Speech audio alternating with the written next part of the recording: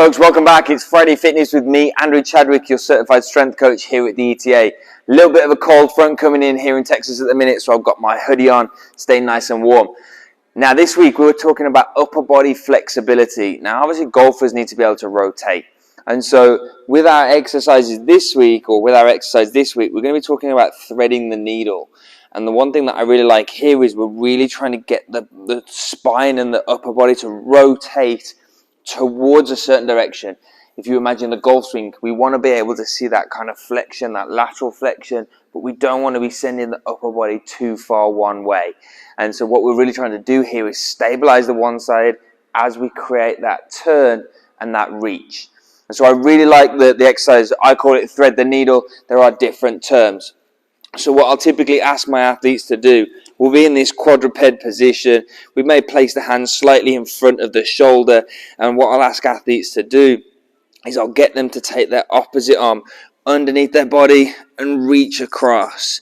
Now we can have a bend in this elbow here, and I'm reaching towards the camera, towards the wall as much as I can, and create some nice rotation in my upper back.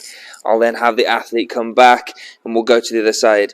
So again, if I show you from this angle, you'll be able to see hand is slightly out ahead of the shoulder, maybe even slightly outside of the shoulder as well.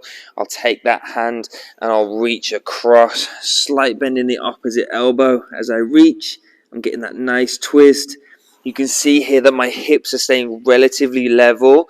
There might be a slight movement, but relatively level at the top of my hips here as I reach. So I'm creating a bit of disassociation in the hips and the shoulders. I'm getting that nice turn in my upper back, feeling that pressure through that kind of mid-thoracic spine here as I'm in that flex position, getting that twist. And I'm really feeling that as I load up into that one side. Again, we'll have athletes that come in and they struggle with being able to load up onto their trail side.